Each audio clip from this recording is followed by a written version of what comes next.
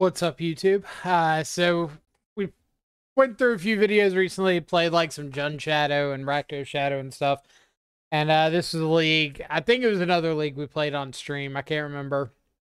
Either way, I wanted to upload it because I wanted to showcase some of the innovations going on with Grixis Shadow right now. People have seen like the Dreadhorde Arcanist stuff going around. This is kind of around the same time. This is a list that I'm pretty sure it was Burnt Taco top 8 at a modern challenge with. You might have to double check that and fact check me and let me know if I'm right or wrong or whatnot. But kind of the idea here is going a little bit bigger with Grixis Shadow, introducing like the 4 Bowmasters, which we've seen a little bit since Bowmaster came out. But adding in the Preordains that just recently got unbanned, Murktide Regent, and cutting out the Drowning Locks, one of like the uncertain pieces in the deck, ones that's not always live when you want it to be live. So cutting out a little bit of that inconsistency and hopefully going over the top with Murktide a little bit better. Some of the interesting aspects of this deck, you see a lot of the core that we've seen out of Grixis recently, like the 4 Bowmaster, 4 Iteration, 4 Shadow, 4 Unholy Heat, 4 Thoughtseize. But then you got some of these interesting choices, like the full 4 Dragon's Rage Channelers in a world full of Bowmasters, 3 Spell Pierce, 2 Ragavan in the main, and 2 Ragavan in the sideboard, 3 Lightning Bolt, 2 copies of Murktide Regent, full play set of Preordain.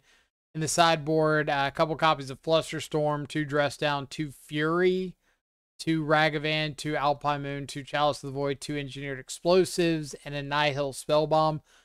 So some interesting choices we haven't seen recently, like Fury out of the sideboard of Grixis Shadow.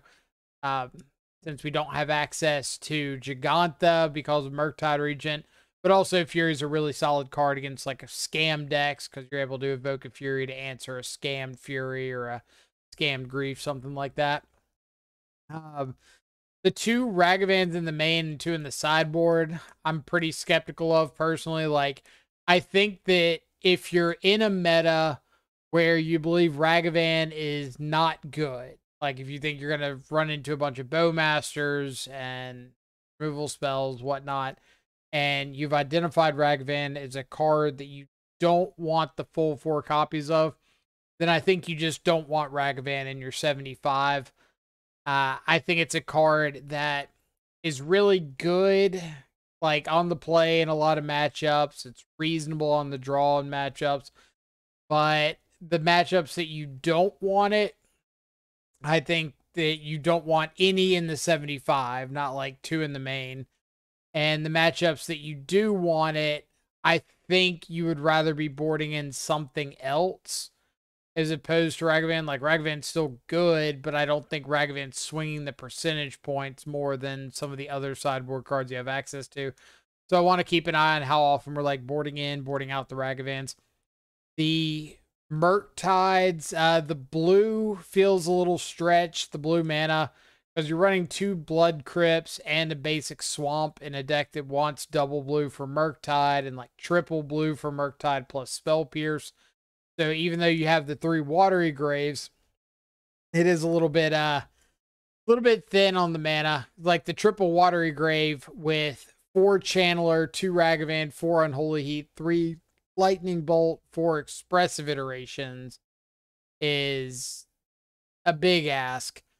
We're going to keep an eye on that as the league goes on. Otherwise, yeah, like a lot of traditional card choices that we've seen pretty consistently. So a lot of known quantities. It'll just be interesting to check out the mana base, check out the Ragavans, and kind of see how the list performs. I'm excited to see how Preordain plays out going forward. I think it's a pretty solid card to introduce to Modern. I don't think it breaks anything. And hopefully it can make some of these blue-based mid-range decks a little bit better. So, match number 1, Ragavan Channeler on the draw, pretty good. Opponent leads off with a Ragavan, so we'll lead off with our Dragon's Rage Channeler, because if our opponent kills the Channeler, gets in the attack with Ragavan, It's unfortunate for us, but I would rather them kill my Channeler than kill my Ragavan. That being said, if I knew I was up against Bowmaster, then I really don't have a good play because they're going to kill whatever I play out turn 1. Ragavan gets worse than Dragon's Rage Channeler going forward with my opponent having the Bowmaster, but couldn't really know that. I could take a guess going into the second turn there that they'd probably have one, but I don't think it's certain enough. So we got a hard cast Grief here. We do get to Unholy Heat this Grief. So potentially get down another threat, but opponent's got a Fury. So I was looking through, I think today or yesterday, something, because I was curious, like, how big of an impact Modern Horizons 2, Lord of the Rings really has on Modern. And it's interesting to see decks like the Scam deck that, if you didn't have these supplemental sets to Modern, wouldn't exist at all. Like, no Grief, no Fury, no Bowmaster, no Ragavan, no Dolthy, no Turok. Like, the deck literally wouldn't be a thing without the supplemental sets. And on one side, it's kind of cool because it goes to show that the supplemental sets did have an impact on Modern, in terms of like the creation of new archetypes. But on the other side, you could say, oh, it's a little bit much for an impact. Instead of just getting like a little nudge to some decks and main board card choices, you have decks that are completely predicated on having access to the Horizon sets.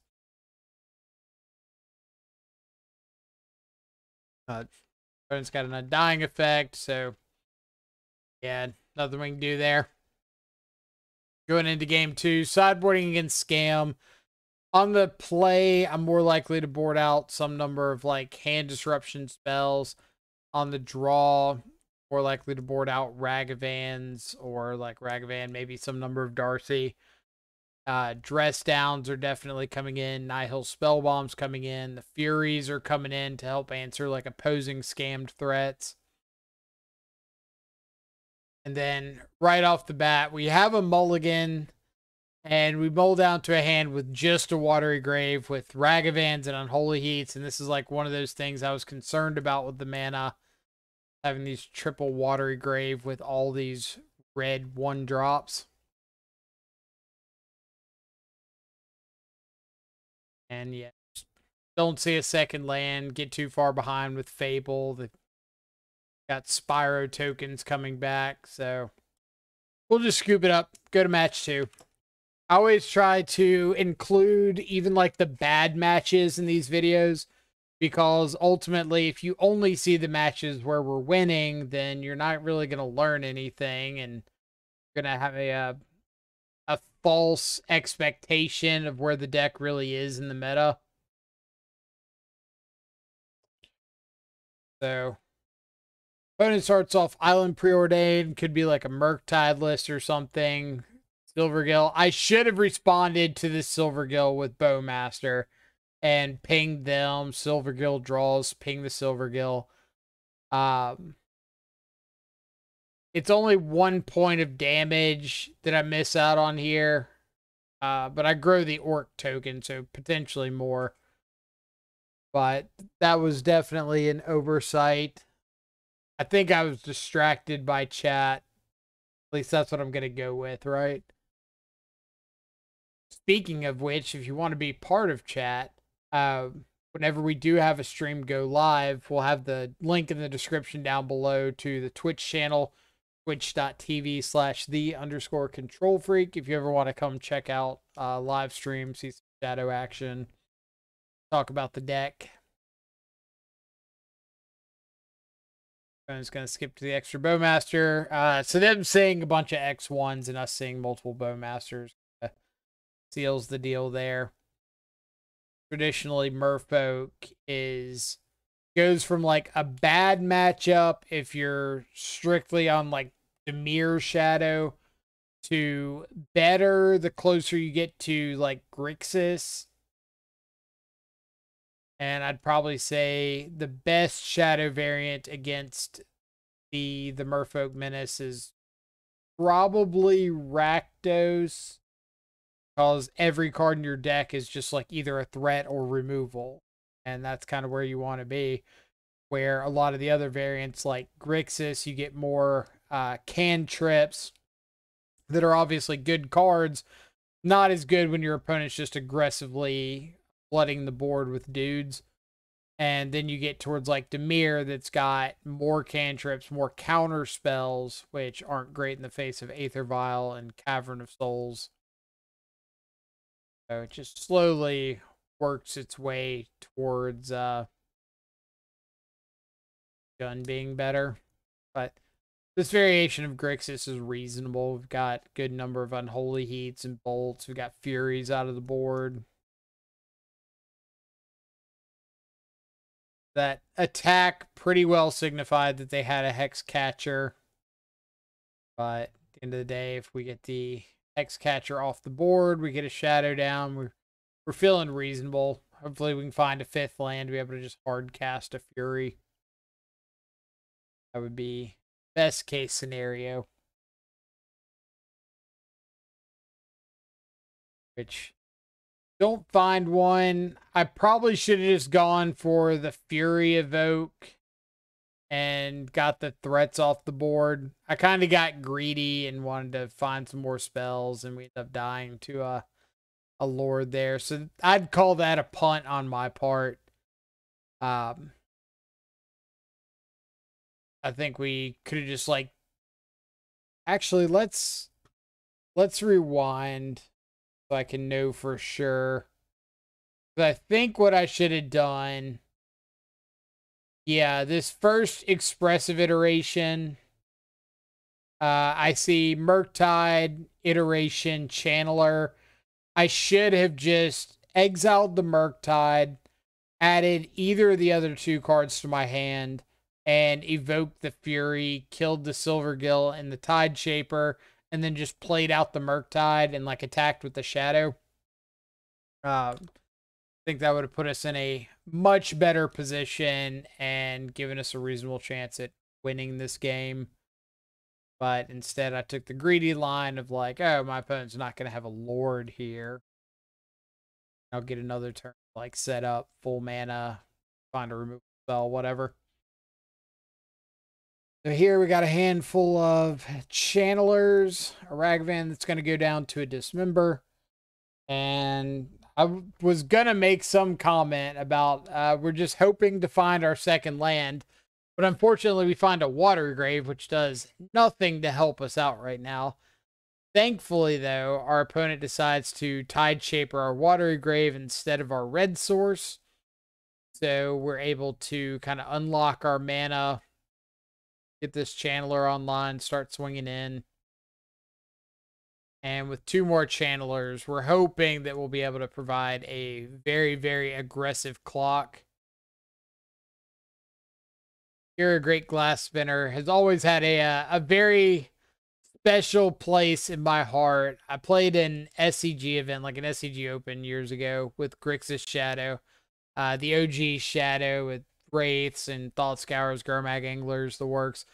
And I played Akira Great Glass Spinner in my sideboard and ended up winning a match against Jund where they got stuck on 5 lands. Yeah, stuck on 5 lands with like double Maelstrom Pulse, double K Command in hand, while I had Kira and I think 2 Gurmag Anglers out.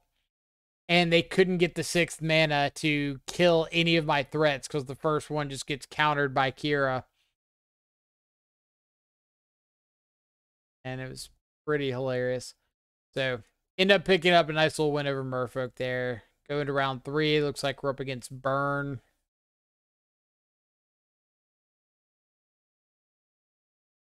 Awkward draw. So we want to get the Blood Crypt because we're sitting here looking at Lightning Bolt, double Bowmaster, and I don't want to get Steam Vents because if I top deck a Thoughtseize, then I wouldn't be able to Thoughtseize plus Shadow. So I could get a Watery Grave, but that doesn't help me with Lightning Bolt. The Blood Crypt, I think, is just the right answer, but then we draw into a Murktide, which, as I said before the video, makes this mana situation pretty awkward. Going for the attack for 11. Opponent takes it, so we're just going to put the Bowmaster on the stack. They go for Lightning Helix. We have Lightning Bolt to kill them. Talk about sequencing a little bit here. So we go for the attack first. If our opponent responds or helixes us before damage, then they're going to be gaining 3 and pumping us by 6. So we win that if they helix us. If they helix the orc token, then we can decide if we want to like fetch shock and present the extra damage that way. Which I think if we fetch shock, we would have lethal, right? Because they were at 13. We're attacking for 11. They helix the token. They go to 16.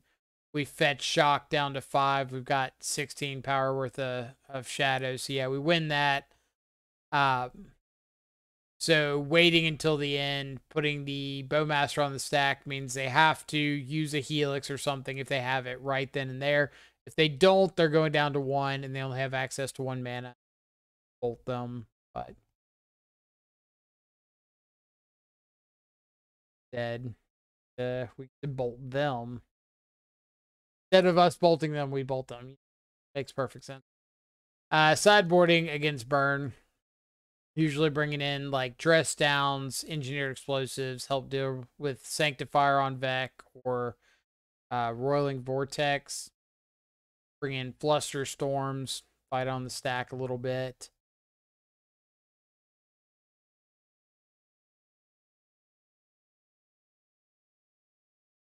Unholy Heats out the wazoo.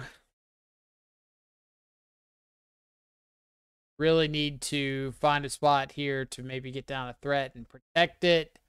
We could have gotten another blue source, like another Steam Vents, but that wouldn't let us cast a shadow.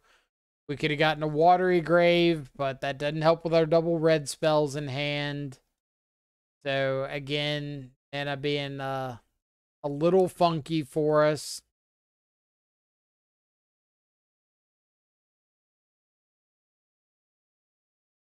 At least now we have the mana to get down Murktide, but because of the Blood Crypt, we can't Murktide plus hold up Spell Pierce or Fluster Storm.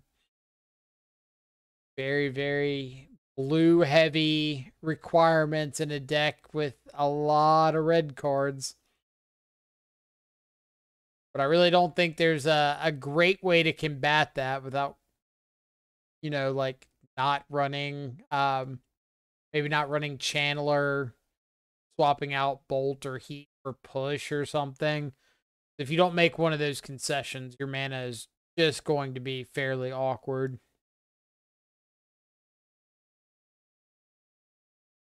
Five ball our opponent off of their own suspended Rift Bolt. It's always fun. Bolt the Swift Spear to get her, Unholy Heat the Swift Spear to get our storm count up high enough to counter the Rift Bolt. You know they still have a Lava Spike. Lava Spike, 2 unknowns. So we just kind of have to hope that they have nothing. The odds are pretty low, but we needed them to have nothing. Take 1 off the Rolling Vortex, us untap, hit them with the Murktide, and then bolt for lethal. At least we kind of played to our outs. Game 3. Hand's pretty rough. Like, the turn 1 Thoughtseize is pretty nice, but it's putting a lot of pressure on having to find both lands and threats.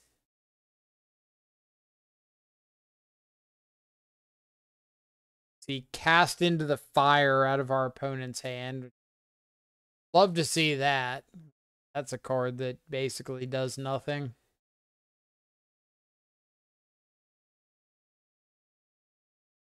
Drop down an Eidolon. That's Yeah, that's a magic card. Death Shadow for us is also a magic card. I don't want to play out this Shadow and just leave it like dead in the water to an Eidolon. Or not an Eidolon, a Rift Bolt or Lightning Helix or any spell that does stuff. So we're just going to attack in. Opponent goes for their Helix. We'll take the opportunity to Surveil.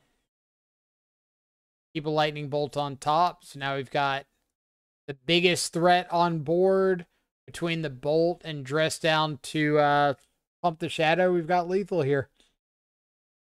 So fairly solid win against Burn there. Get to go to match 4, sitting at 2-1, I believe.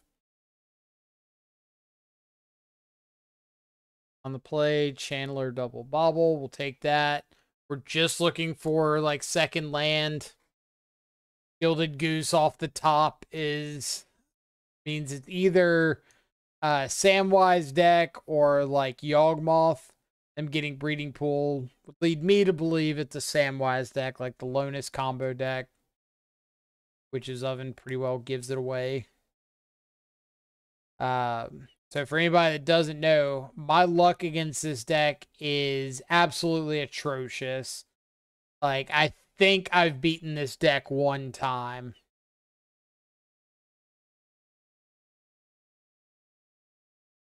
So play out that Shadow there just to get Delirium so I can get my Channelers up in the air. Start cranking in.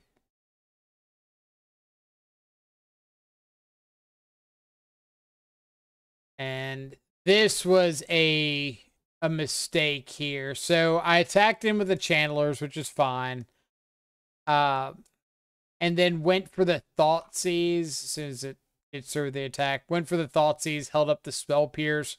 Because Collected Company was like one of those cards that gets my opponent out of this. I should have just sat on the Bowmasters. I have no idea why I thought going for the Thoughtseize was a good idea, because my opponent has a Collected Company, which they do have a Collected Company. But if they went for it, then I just win with the Channeler. So sitting on the Bowmaster kind of protects me against anything that's not the Collected Company. That being said, I don't think I could have beaten Chatterfang exactly off the top, regardless of what I did. I think that was kind of like the wrench in all possible scenarios.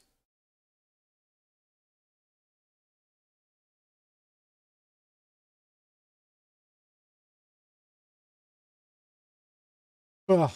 Yeah, that was kind of a snatching defeat out of the jaws of victory. That Chatterfang wrecked our world.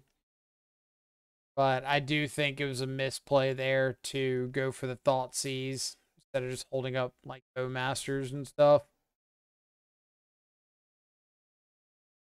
Sideboarding here. The Ragavans are coming out pretty aggressively, bringing in like Nihil Spellbomb, Dress Down, Engineered Explosives. I'm just trying to be as aggressively slanted as I can. Yet again, mana being awkward.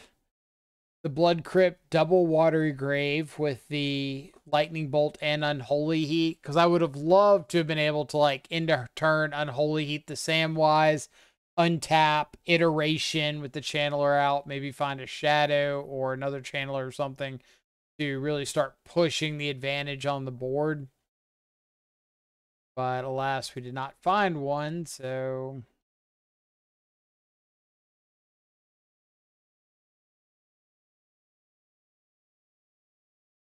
that Durance post Bowmaster. And then this is obviously a pretty frustrating scenario when all you need to do is like get Delirium online, get 3/4 of the way there. We find a preordain. All we need is a fetch land. And we've got Delirium online. And we see all these cards get shipped and we cannot find a fetch land. And then this Fury, I should have killed the Chatterfang. So this was absolutely a punt, killing the endurance instead. Endurance doesn't really matter. Like, I kill the Chatterfang, I attack in for 3. Chatterfang's keeping them, or endurance is on board, is keeping them from having extra tokens available for Chatterfang through Chatterfang. So absolutely should have killed it. Left the endurance around because they were just going to block and kill something regardless of what I did. But it was pretty unfortunate that we saw that many cards. Like, after I say unfortunate, what I mean is we put the iteration on the stack and flip over 2 card types, iteration seeing the third, and between the iteration flipping stuff over, the preordained we see flipping stuff over, and scrying and drawing, just like not being able to find one fetch land to kind of seal the deal. Chatterfang kind of takes over, being able to kill a guy, untap, make an extra dude, kill another guy.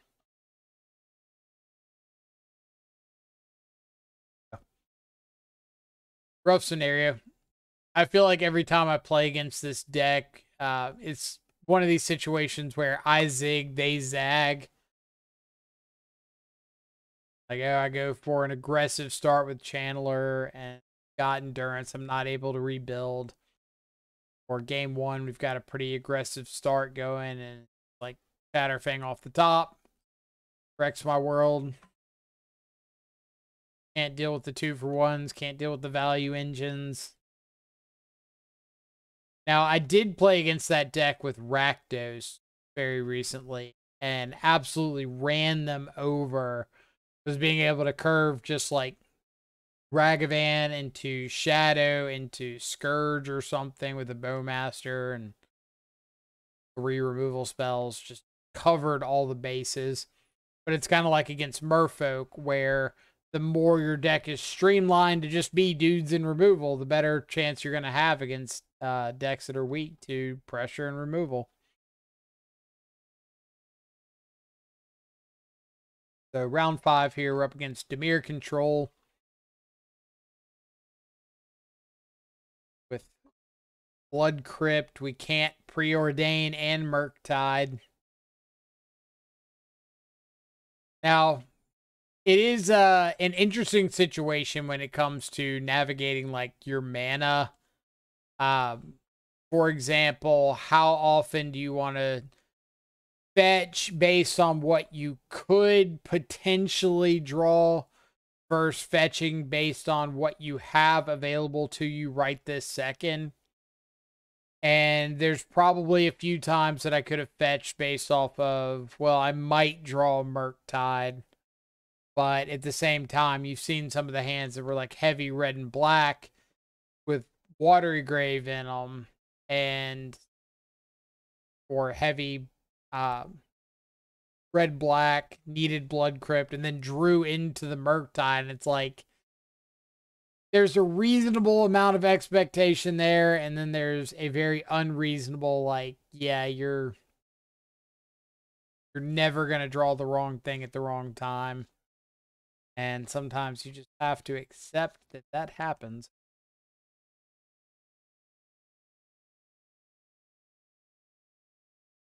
But at the same time, that's one of the reasons that, like, the blue-red Murktide deck has been so prevalent for this long, is the fact that everything you do is so clean.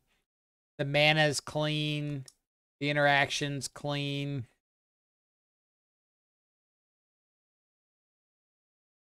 Do a second Shieldred. We could have bought him that Spell Pierce, but I was kind of thinking, like, I wanted it in case they top decked a ring right then and there. But at least we get to go into game 2, get rid of some of these removal spells that aren't doing anything.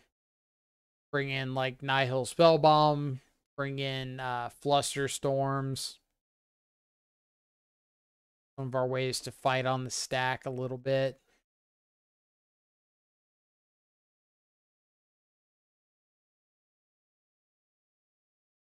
So we know they've got a second Fatal Push, which is unfortunate, but at least we still have some semblance of a clock. I've mentioned, like, I get questions all the time when I play Jund Shadow or Rakdos or something, like, why not play Dragon's Rage Chandler? And it's essentially for situations like this where Chandler is live. It's a 6-turn clock. Like, this Chandler's not killing my opponent until like turn 8 or 9.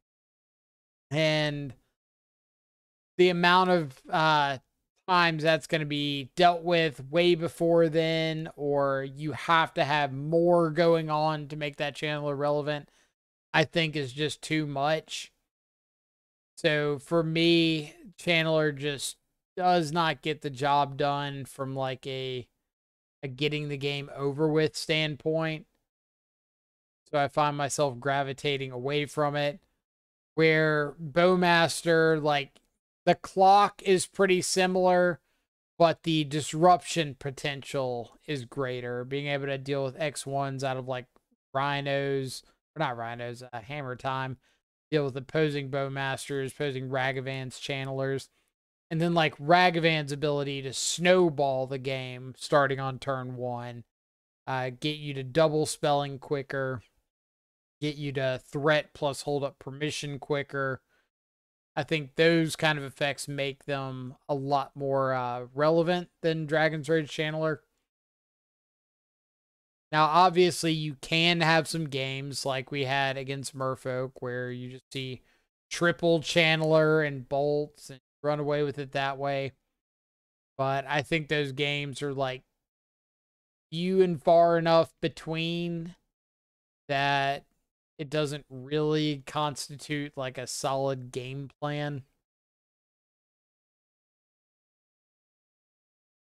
But opponent had a ring, tried to get the Bowmaster down to be able to fight over the ring activations. Got no value out of it. Well, I guess we got a 1/1 army too for our opponent. Fatal pushed our Bowmaster into oblivion. But we're just kind of like hoping and praying that their draws aren't very good. Ring number 2. Okay. There's Bowmaster number 2, I think. Having a Bowmaster on board is about the best thing we can do to combat the ring. Since we're on Spell Pierce and Flusterstorm and no copies of Drown in the Lock, we're kind of at the mercy of our opponent's rings.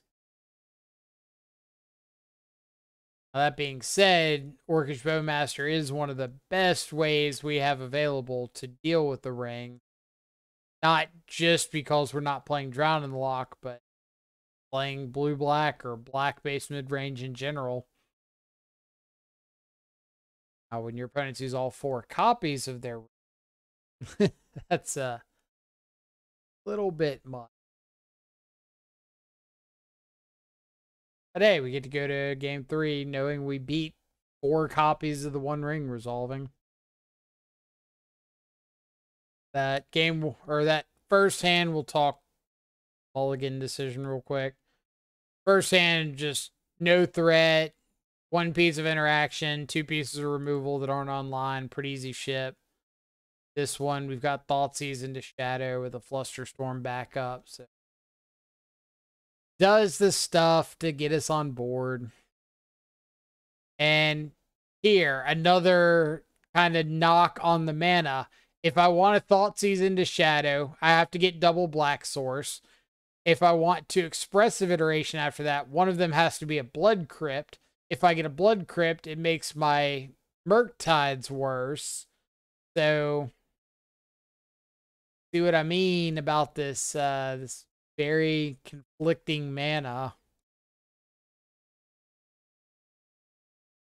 Now, I do think that Murktide is enough of a reason to drop Gigantha. I think Murktide is very, very, very good. And you should not feel bad about dropping Gigantha for Murktide. Gigantha as like a free spell, free 8th card is really nice. But what I see sometimes is people talk about like, oh, Giganta is good. It's good enough against like Blood Moon decks, and I don't think that's the case at all. I think in the games or the matches against decks that are playing Blood Moon, if they resolve a Blood Moon and you need Giganta to get you out of it, it means you're probably not doing anything else. And if you're not doing anything else, they are doing other things or just sandbagging their answers to Giganta. So I would not count on Giganta being an effective answer to Blood Moon. It's okay, but not winning you more often than any other random series of draws would. So, Opponent gets a Shieldred, but we've got an Unholy Heat and a Prayer. Should have shocked in our land first. Realistically, they couldn't Spell Pierce or Flusterstorm, but they could have Force Negation. The land wouldn't have stopped the Force.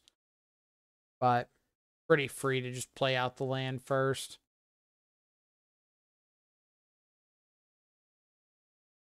And yeah, so ended up, 3-2?